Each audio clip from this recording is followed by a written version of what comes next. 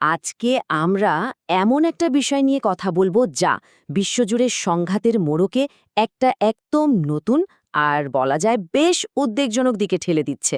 আর সেই নতুন ক্ষেত্রটা হলো প্রযুক্তির দুনিয়া। এই যে কথাটা শুনলেন এটা কিন্তু কোনো সাধারণ হুমকি নয়।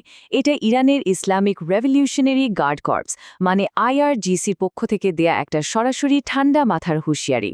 আর এটা যে কি পরিমাণ উত্তেজনা বাড়াতে পারে তা সহজেই বোঝা যাচ্ছে। তো এই হুমকির লক্ষ্যবস্তু কারা? মূলত মধ্যপ্রাচ্যে কাজ করা আমেরিকান আর উপসাগরীয় অঞ্চলের বড় বড় টেক কোম্পানিগুলো। মানে সংঘাতটা এখন আর শুধু চিরাচরিত সামরিক লক্ষ্যের মধ্যে সীমাবদ্ধ নেই, এর ধরনটাই পুরোপুরি পাল্টে যাচ্ছে। আচ্ছা, তাহলে এখন প্রশ্ন হলো ঠিক কোন কোন কোম্পানি কথা বলা হচ্ছে এখানে। চলুন একটু বিস্তারিতভাবে ব্যাপারটা দেখে নেওয়া যাক।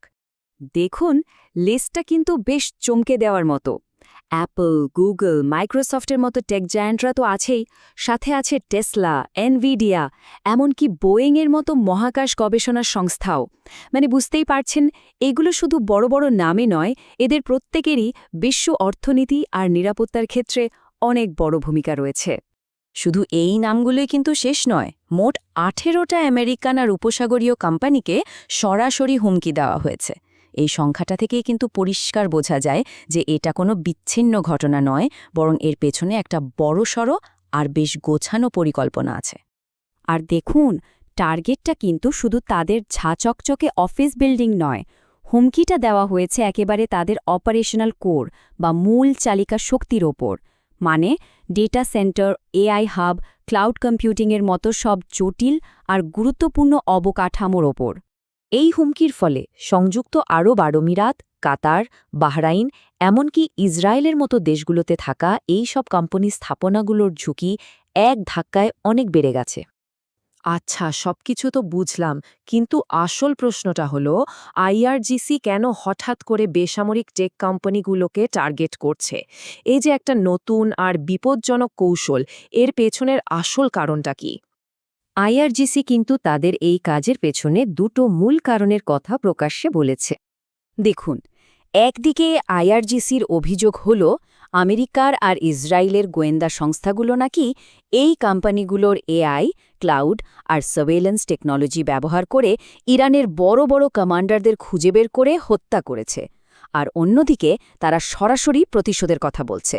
তাদের নীতিটা খুব পরিষ্কার, ইরানে হওয়া প্রত্যেকটা হত্যা বা সন্ত্রাসী কাজের বদলে এই কোম্পানিগুলোর একটা করে ফ্যাসিলিটি বা ইউনিট ধ্বংস করে দেয়া হবে।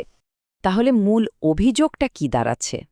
ইরান মনে করছে যে এই গ্লোবাল টেক কোম্পানিগুলোর বাণিজ্যিক প্রযুক্তিকেই আসলে অস্ত্র হিসাবে ব্যবহার করা হয়েছে, আর এর ফলেই তাদের সিনিয়র কমান্ডারদের প্রাণ গেছে। সোজা কথায় তেহরানের চোখে এরা আর কোনো নিরপেক্ষ ব্যবসায়িক প্রতিষ্ঠান নয়, বরং একটা ছায়া যুদ্ধের সহযোগী। এই পুরো ঘটনাটা কিন্তু সংঘাতের একটা একদম নতুন অধ্যায়ের সূচনা করছে। চলুন দেখি কিভাবে যুদ্ধক্ষেত্রটা মিলিটারি বেস থেকে ডেটা সেন্টারের দিকে সরে যাচ্ছে। ব্যাপারটা ভাবুন একবার, এতদিন যুদ্ধক্ষেত্র বলতে আমরা কি বুঝতাম? মিলিটারি বেস, তেলের টার্মিনাল, এয়ার ডিফেন্স সিস্টেম, তাই না? কিন্তু এখনকার নতুন যুদ্ধক্ষেত্রগুলো কি? Data center, AI research hub, cloud infrastructure. মানে সংঘাতটা সুরক্ষিত সামরিক এলাকা থেকে বেরিয়ে এসে সরাসরি আমাদের ডিজিটাল দুনিয়ার একেবারে কেন্দ্রবিন্দুতে আঘাত হানছে। আর এটাই কিন্তু প্রথমবার যখন তেহরান এত সরাসরিভাবে প্রকাশ্যে মাল্টিন্যাশনাল বেসামরিক টেক কোম্পানির অবকাঠামোর ওপর বড়সড় হামলার হুমকি দিল। এটা কিন্তু আগের যে কোনো সংঘাতের থেকে পরিস্থিতিকে অনেক বেশি বিপজ্জনক করে তুলেছে। এই উত্তেজনাটা কিভাবে ধাপে ধাপে বাড়ল সেটা একটু দেখা যাক।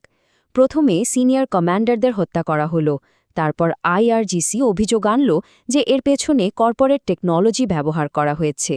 এরপরই তারা 18টা কোম্পানির বিরুদ্ধে সরাসরি হুমকি দিল, আর সবশেষে 1 কিলোমিটারের মধ্যে থাকা সব স্থাপনা খালি করে দেওয়ার জন্য সতর্কতা জারি করল। পুরো ঘটনা প্রবাহটা দেখলেই বোঝা যায় এটা কত দ্রুত আর পরিকল্পিতভাবে ঘটানো হয়েছে। তাহলে ভবিষ্যতের জন্য এর মানেটা কি দাঁড়াচ্ছে? এর মানে হল কর্পোরেট টেকনোলজি আর ন্যাশনাল সিকিউরিটির মধ্যে যে একটা অদৃশ্য লাইন ছিল, সেটা এখন একদম ঝাপসা হয়ে যাচ্ছে। বড় বড় টেক কোম্পানিগুলো এখন নিজেদের অজান্তেই ভূ-রাজনৈতিক সংঘাতের একেবারে ফ্রন্টলাইনে চলে আসছে। আর এটা আমাদের সবার জন্য একটা বেশ অস্বস্তিকর প্রশ্ন রেখে যায়। যখন আমাদের প্রতিদিনের ব্যবহার করা প্রযুক্তিগুলোই যুদ্ধের লক্ষ্যবস্তুতে পরিণত হয়, তখন একজন সাধারণ নাগরিক আর একজন যোদ্ধার মধ্যেকার পার্থক্যটা ঠিক কোথায় গিয়ে দাঁড়াবে?